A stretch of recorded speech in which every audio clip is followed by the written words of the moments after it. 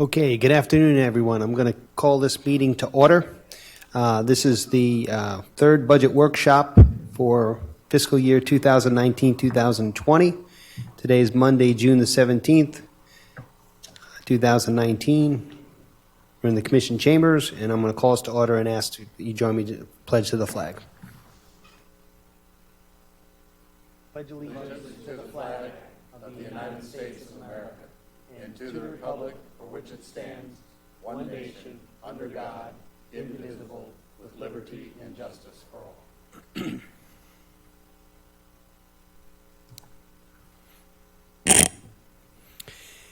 And as we do at the start of every meeting, please join me in a moment of silence as we stop and take a moment to remember all the brave men and women that serve us in this county, first responders, sheriff's personnel, and all the rest of law enforcement, municipal police forces, et cetera.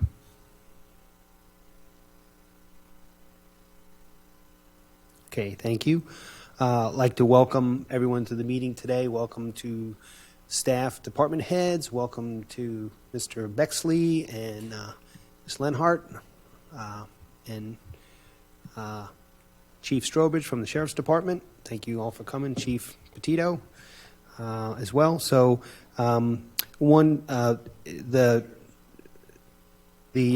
one item on the agenda here, item number 4, we'll be skipping that. That was inadvertently added to our agenda. That's actually on the agenda for this evening's meeting, the 5 o'clock meeting. So that won't be part of our discussion this morning. And I guess I'm going to turn this over to you, Mr. Cameron, for a general fund budget overview discussion. Thank you, Mr. Chairman. We are circling the field to come in for a landing on this budget and worked very, very closely with the finance director. She's done a fantastic job, she and her staff. She and I are in complete harmony on what needs to be done with regard to the budget, and I just want to publicly acknowledge what a great job that the finance department has done with regard to this budget. We believe that we will have a budget. As you know from the last workshop, that we were $1.3 billion apart from being balanced. That was primarily over in the constitutional officer section. We're applying the rule of thumb that if everybody can just stick to the proportion of the increase being the same as their proportion of the budget that they have, that we will be able to get a balanced budget and demonstrate to the public that we're physically conscious of the burden that they bear and that we want to be good stewards of their tax money. We have actually worked through with one of our constitutional officers, the supervisor of elections. She is under a court order to meet certain state-imposed mandates for the coming election, but she has still sat down with us, worked through a budget, and done some reductions. We anticipate with good faith that the rest of our constitutionals will help us with that too. And when you have a situation where the requests coming in are substantially more than the resources will allow, it is necessary for everybody to work together, and we want to do this in a fair and equitable way. We believe that when we set the trim notice in July that we'll have a balanced budget for you and be able to proceed and get our budget in place so that we can meet challenges in future years. We do have lots of challenges. We have challenges in growth management. We have challenges in fire services. Those are things that are going to take a lot of work to resolve, and we look forward to those challenges in the coming budget year. And with that, I'm going to ask our finance director to give you her updated presentation for this meeting.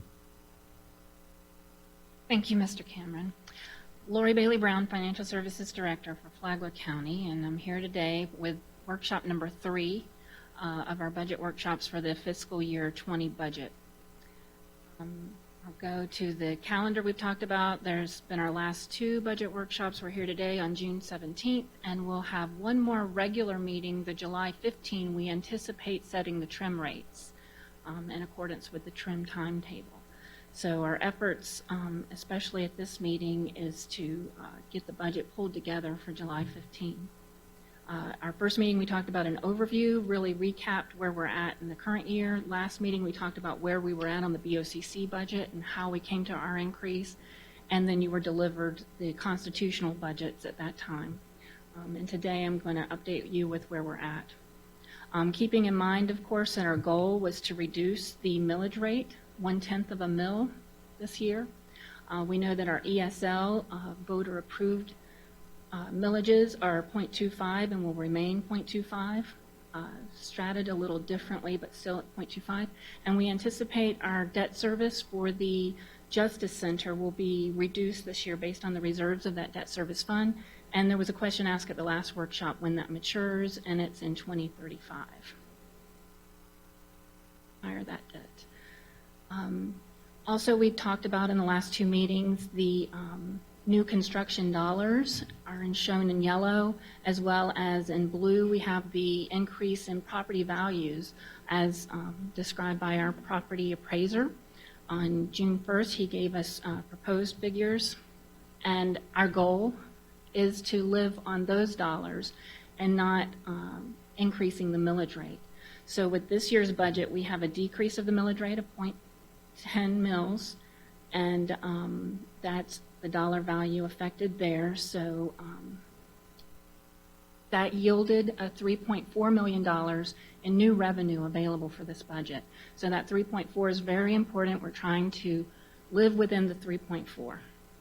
So when the BOCC, when we put together our budget, we had increases and decreases, but the net increases were 1.8 million. We walked through, those are attributable primarily to salaries and as well as our new radio system increase over last year. We received the sheriff's budget. These are just the increases over prior year. The supervisor of elections and the clerk of court. The tax collector's budget is included in our BOCC budget because we basically pay her to collect our taxes, and that's a calculatable figure. The new revenues, again, are 3.4 million, so we talked about a gap of 1.3 million that we're working on. This is the last slide of my presentation today, and it's since the last meeting, we prepared a document or a memo to the constitutionals expressing an effort to look at the current year's budget. I took everybody's full budget, and not including reserves of the BOCC, allocated it, and then said if we took the 3.4 million and allocated it based on how big your budget is, these would be the amounts attributable to each constitutional in the BOCC. So I put that here beside the requested increases, and of course the property appraiser had a decrease in his budget for this year. Putting the requested increases next to that to compare to see how we're doing. And I'll tell you, the BOCC budget is a bare bones budget. We didn't include any of the decision units that were requested by the department directors. In an effort to reduce the millage, knowing what we were up against with our increased salaries and radio. So here, what we still have, we're still out almost 1.2 million. I will say the supervisor of elections revised her requested budget, her original request from 2 weeks ago, and brought it down about $40,000. So to date, her increase is $451, and as a percentage, her budget runs about $1 million. And with the general election this year, and the state-imposed mandates that she has requiring her to hire an employee, a position, it's a big impact, of course, to her budget. Anyway, we would expect that her increase would be less next year without the general election, of course. So we're still working with the constitutionals to work this out, the $1.2 million that we have as a difference today. There are options, I suppose, but we're really holding on trying to keep that reduction of the millage rate in there. There's not going to be any more money when the property appraiser gives us his final figure on July 1. There could be, usually it's up a little bit more, but it will be in the tens of thousands. It's not going to be a windfall to help close the gap. So I'm really looking for some guidance here, closing the gap. And I know the constitutionals have come today to answer any questions there may be on their budgets, and I appreciate that. Absolutely. Mr. Chairman, if I may, the BCC budget is one where we ask for sacrifices across the board in order to get this down to the level that we could present you with a millage decrease. We have cut positions. Of course, my deputy, that position won't be filled this coming year. Engineering has given up a position. General Services has given up positions. The county attorney's office has given up a position. We have had substantial sacrifice from the library system and what they need. And of course, early on, we had to postpone the library because the construction of the new library, because we were not going to have the money to utilize the grant. So across the board, BCC staff has worked very hard to come in with that reduction that you see there. And again, credit goes to those directors and to a finance director and her staff. I just wanted to make sure we got that on the record, that these guys have worked hard to do that. Mr. Cameron, I have a quick question.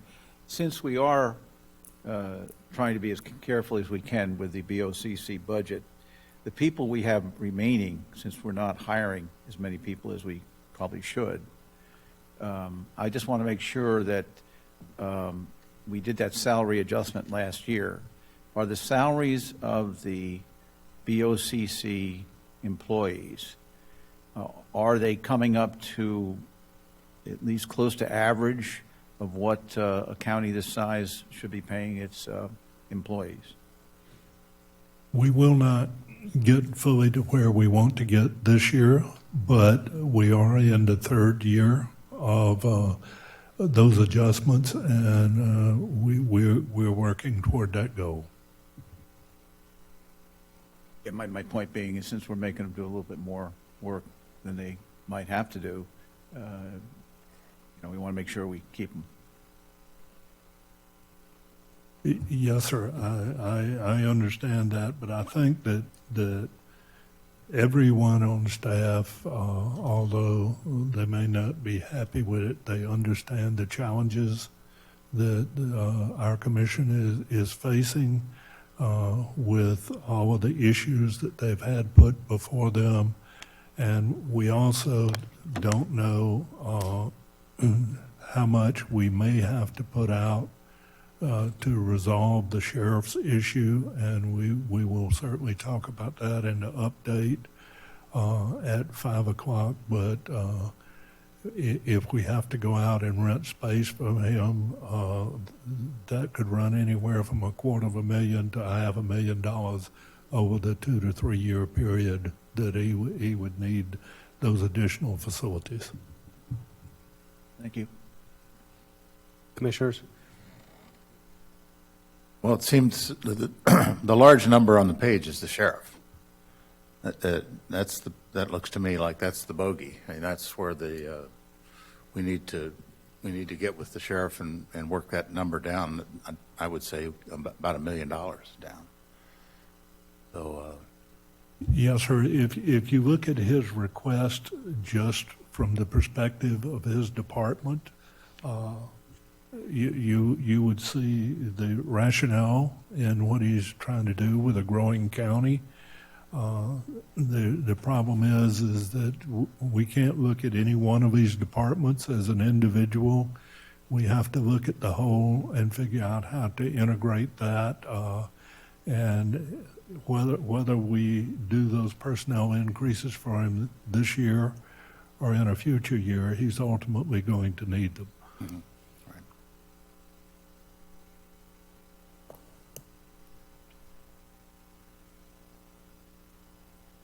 Other questions, comments? I guess I just follow up on what David said with the salaries. I understood the salaries last year was to get us more competitive because we were losing good established staff to other counties, and so I'm not so sure I'd go ahead and take all of them back. But The main problem that we have, Commissioner, is not so much with our baseline at this point. It still does need adjustment in certain areas, but our existing staff that has been here for a long time and have had meritorious service, that is not being reflected in this budget.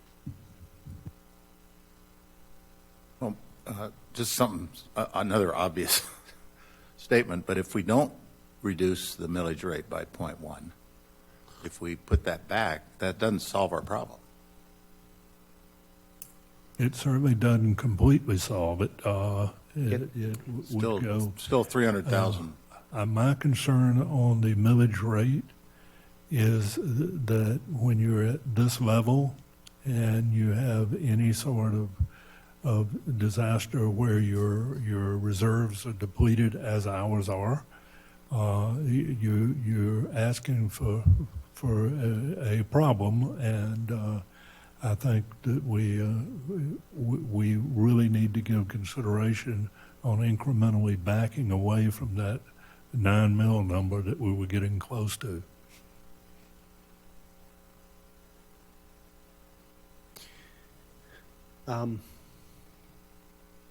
Anyone from the public want to weigh in here, or any discussions here?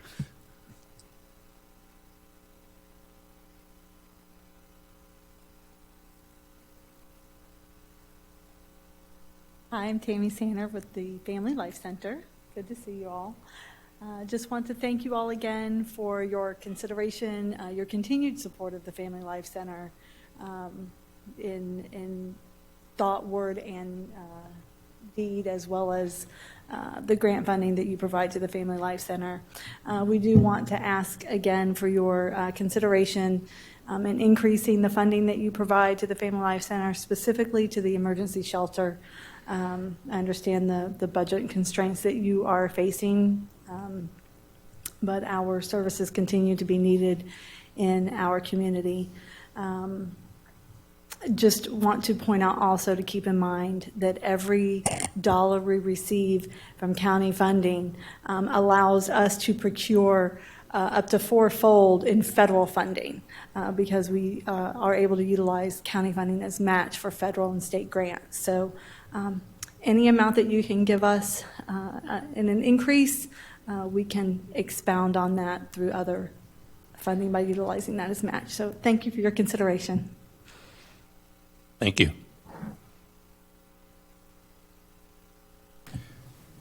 Okay, Mr. Chairman, just Yeah, a quick please. question. On the Family Life Center, just so I'm clear, we did increase the funding a little bit last year, as I remember, to 5 of the different, I think 4 or 5 of the different social services. Family Life Center, is it a contract situation, or are you all county employees? It's a contract situation. And yes, you did increase the funding, the current fiscal year that we're in, to the emergency shelter by $10,000, which was the first increase in more than 10 years. The other funding increase was really just movement of funds.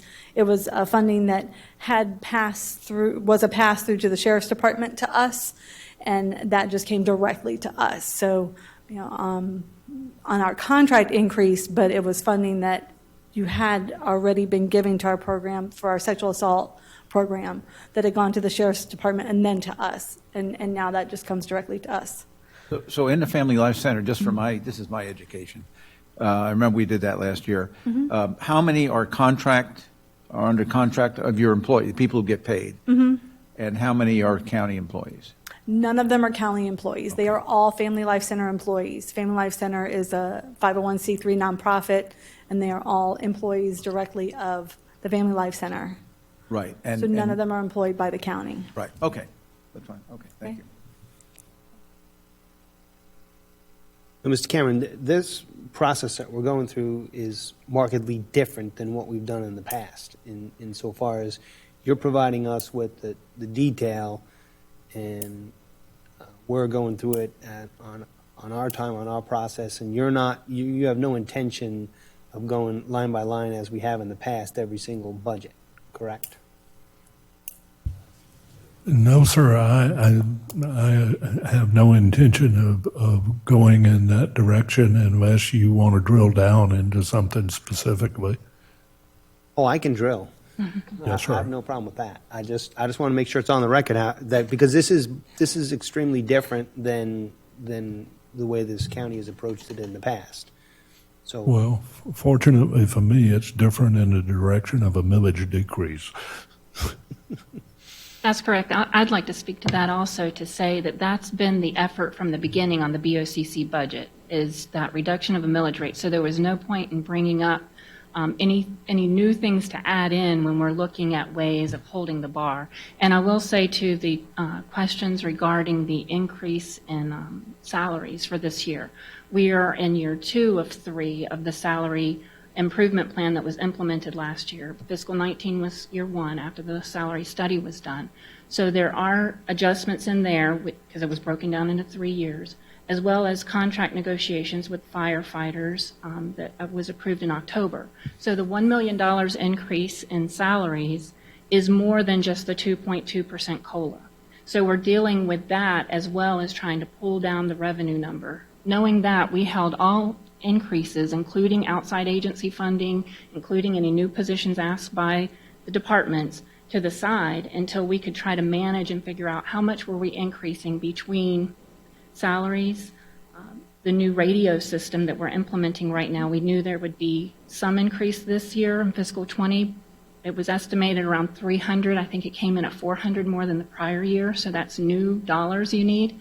With the 3.4, we knew that number was finite, and it's one number you have to work with. You can't keep picking away at it if you're adding things to it as well. So our goal was to take the minimal amount that we needed to get the bare necessities done this year, knowing that there's other people who share in that pot, our constitutional officers. So it is a bare bones to afford that year 2 of the salary adjustments and the contract that was negotiated in the fall, as well as our new radio system. So those were the big adds this year. I'll be happy to discuss anything big picture. I just didn't see, as Mr. Cameron, that going through line by line on the budgets to discuss intimate details of it is going to be worthwhile if we need to get to the $3.4 million figure. And focusing on general fund as well, we did not focus on any of the other funds because at the end of the day, they're balanced with their own reserves. There's not a lot of play that the board really even has, unless you wanted to change a policy. We followed all of the budget policies with all of our special revenue funds and enterprise funds, and we're still, technically, we're still pulling those together now. But they will be balanced and in accordance with the policies that you've given us. Yeah, Mr. Chairman, I'd like to to add to that the format that you're receiving this budget in reflects a high degree of confidence I have in our finance department. I have actually had individual members of the finance department staff bring cost savings proposals to me, a number of which we have acted on. I have given them policy direction in preparing this budget, worked with them as they hit various obstacles, and they are as good or better than any budget department that I've worked with. So do you have, at this point, do you have a recommendation how we're going to close this $1.2 million gap? Or are you saying that we still have more negotiating to do? We and have let the more process work to work out? do. We have more work to do with the constitutionals, and we may have to work out some longer-term plans for them. But this year is a critical year for us, and we have the big unknown of what we're going to do with the sheriff's temporary solutions. We have a good permanent solution, but we're going to need to keep that in mind, that may be an unanticipated challenge. One more question, since I see Supervisor of Elections is here. It is a significant increase, and I understand that part of it is we have to put the ballots out in various languages and things like that. Could you just give us is that the only reason for this significant increase, or are there some other things that are forcing the increase? That's a good question. Thank you, David. This is Katie Linhart, Supervisor of Elections. You can pretty much take my budget as a twofold. I have administrative and elections. So when we have 2 elections in one fiscal year, my election side of the budget effectively doubles. I have to, plan and conduct 2 separate elections. That would be the presidential preference primary and then also the primary election in August. So the bill that was presented to the governor on Friday is our elections administration bill. That has some requirements in it that are going to have a monetary impact. In the budget book that I provided to you all, you can kind of see the color coding where I tried to explain those expenditures and relate them to either the Bill CSSB 7066, which was the law that passed, or the federal court order. Those are the 3 things that impact my budget. So I have the 2 elections, the bill that will likely be signed very soon, and then also the federal court order, which is Judge Walker.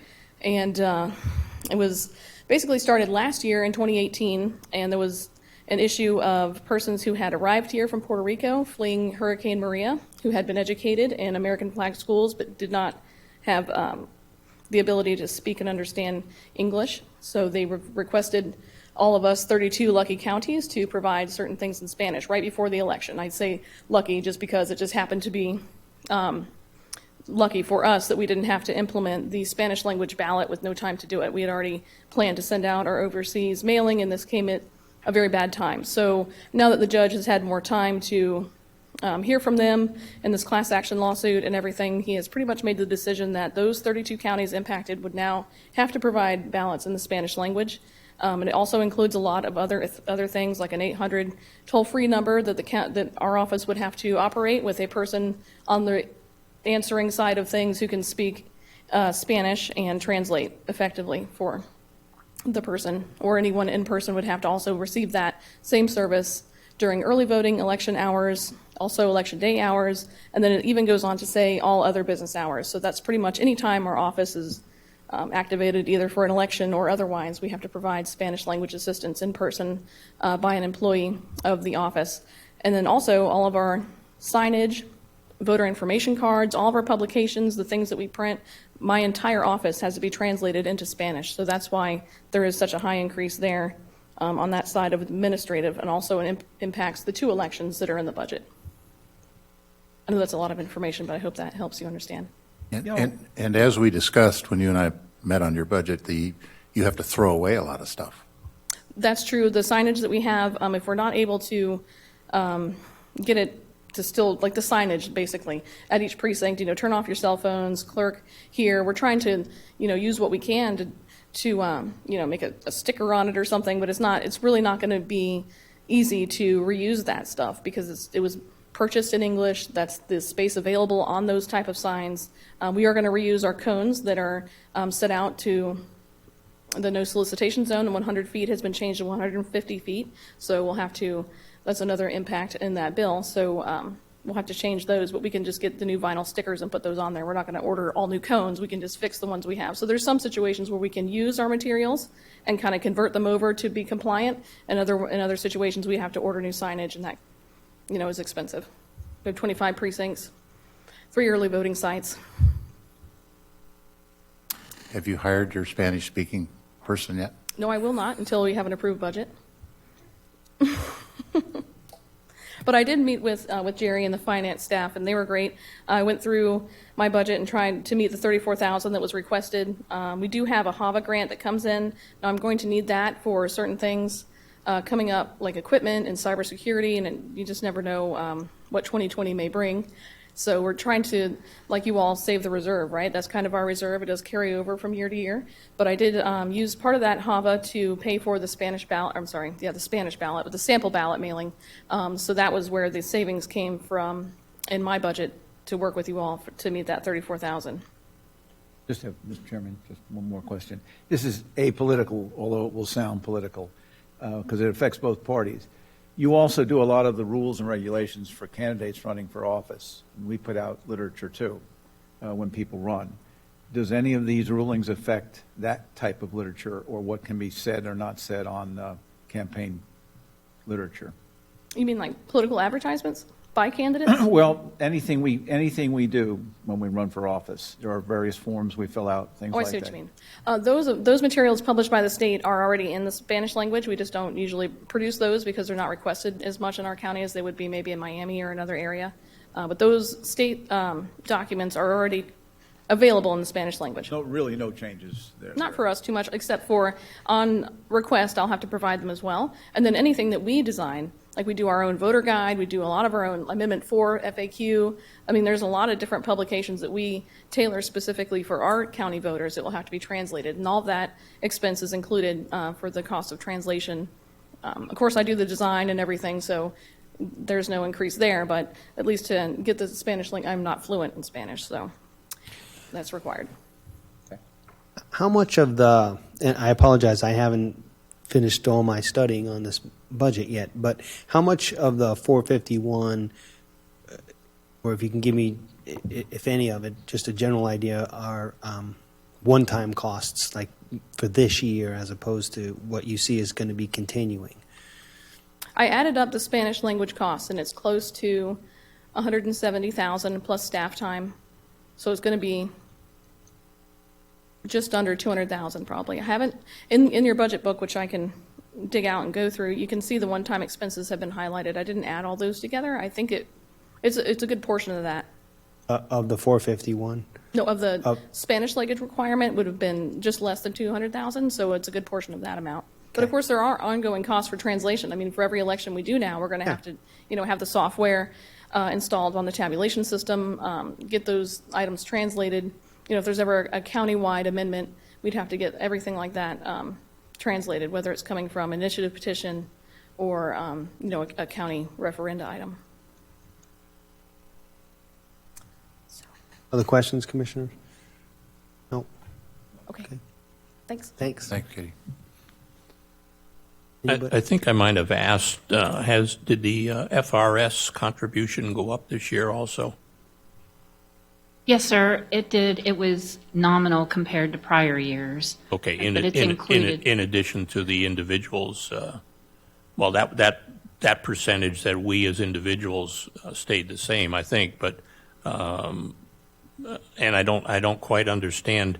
I mean, God, I'd love to see the contributions go to me that the state gives, but they go to, I think, people above us that.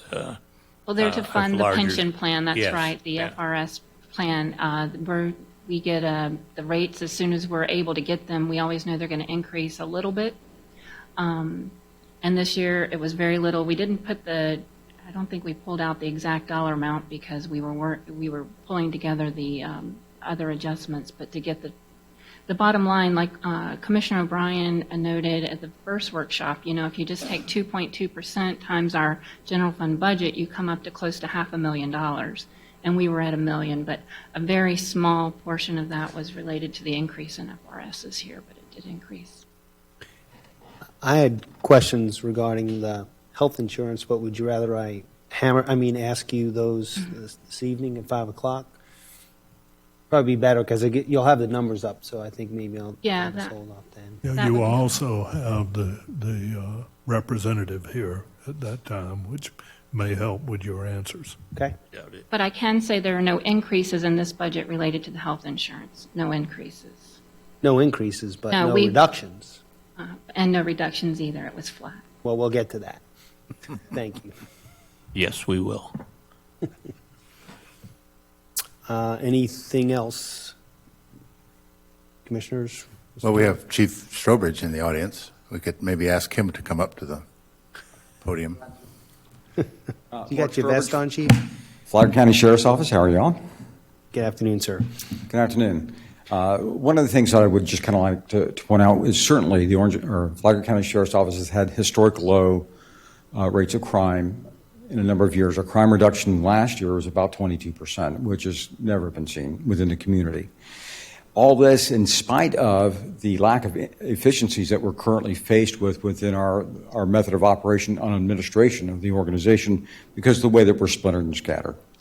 All that being said, traditionally this organization has been underfunded and understaffed in comparison to the rest of the state of Florida. And I'll give you an example. When Sheriff Staley took office in 2017, we were about 1.41 officers per 1,000 residents within the community. Fortunately, because of growth and what the commission did last year and in 2017, we are now at 1.61, I believe, is the 1.62 is the current number per thousands, which is still pale in comparison to the rest of the state of where we are. We have continued growth, continued workload within the community. And the vast majority of the increase in this budget is just maintaining what we currently have as a result of COLAs and other required salaries. The addition of staffing, there's 4 deputy sheriffs that are asked for and 4 support people. That is where there is some significant increase in cost by comparison. However, that still doesn't keep up with the growth of the community. It doesn't keep up with the size and of the workload that is going on. The sheriff has asked the city of Palm Coast in their enhancement contract to pay for 6 new deputy sheriffs as a result of their growth and the workload increase within the city of Palm Coast. You know, we're not in the crime reduction business. We're in the crime fighting elimination business. And we certainly did have a banner year when we should go around and be happy about what we're doing within a community. The men and women of the Flagler County Sheriff's Office have delivered that level of service with less. And what we don't have less of is we don't have less growth within the community. And that's where the cost difference is in our budget process, is that we have got to be able to keep up with the growth. So that's where we are in our dollars. We are looking at other areas for cost avoidance or cost reduction from some of our vendors who service us right now. And we're negotiating very hard with them to chip those numbers away.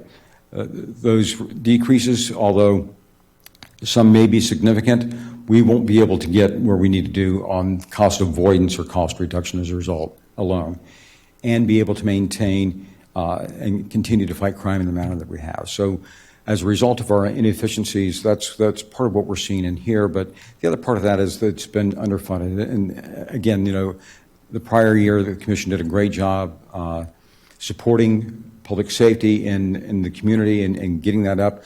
And the men and women of the Flagler County Sheriff's Office have delivered within the community, but we still have crime. So until that's gone, we need to keep pace. So I'll be glad to answer any specific questions about our budget. Yeah. When you do that 1.4, 1.6 officers per thousand Yes. ratio, do you include the Flagler Beach Police and the Bunnell Police? No, sir, we don't.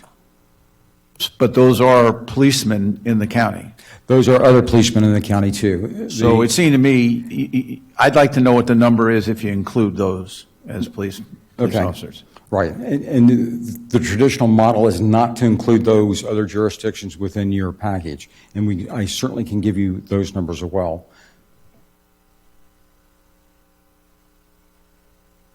Anything else for Chief Strobridge? All right.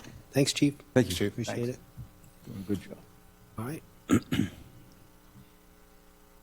Anything else? Not, I guess I'll entertain a motion to adjourn. Sir, I move that we adjourn. Second? All right, we're adjourned. Thanks.